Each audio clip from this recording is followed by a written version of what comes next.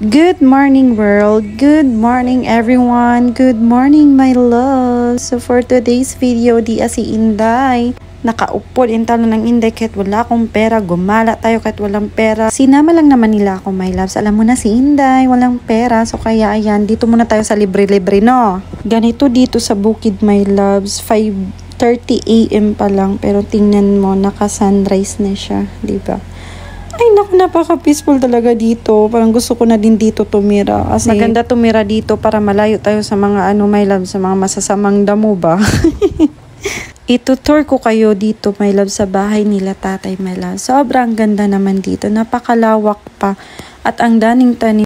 Dito kasi sa probinsya my love, basta may mga pananim ka lang, mabubuhay ka talaga. Basta magsipag ka lang dito sa mga pagtatanim. Magkugitag pananom my loves kay lisod na mga sa silingan dagang pa istorya. Kailangan jud nato magkoge kay para naatay makaon my loves, bisan mananom na lamang tadi nata maghubya-hubya sa pananom kay kanang mga pananom mapuslan man gud nato na kita si tatay dagay tanom dagay pagkaon. So ang aming ulam for today is ang halang-halang na manok my loves. Oh, kalami ang my loves, native na manok, ang pinakalami nga kaluto ni tatay. Oy, lami ka kayo my loves, talagang wow, sarap ka my loves. Taob ang kaldero na mo diha. At anyan, ganyan kalawak yung lupain nila tatay. Tapos may mga tanim pa silang mga upo, ampalaya, kung ano-ano lang dyan. Oh, di ba ang ganda presko pa ng hangin kasi dito sa probinsya malayo sa pollution. Na may mga halaman pa si tatay dyan, na mga tanim, diba? Sobrang ganda talaga dyan sa kanila. At nag-abala pa si tatay my loves. Ayan, may tilapia galing sa sa fish fund. Nagluto si tatay dyan. Sobrang sipag nito ni tatay. Uy, siya pa yung tagaluto sa amin.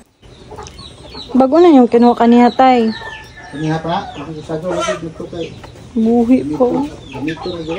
Ayan, may langka pa sila my loves. Galing yan kinatatay sa bukid at marami pa siyang mga native na manok. O, diba? Pwede na mag-ihaw-ihaw lang kung gusto mong kumain ng manok na native. So, kung gusto mong magluto ng native na manok, ayan, kukuha ka lang dyan.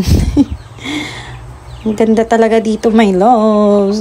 Nagaganda na ako sa lugar nila tatay kasi ang lawak pa ng nila lupain. Tapos tagay mga binuhi si tatay, murag makakanta ka jud ko ani nagkuan ka ng Old MacDonald had a farm, E-I-E-I-O, and all his farm he had some cows. Gika po yung inyong Disney princess, so mauna siya magnapsa ko ha.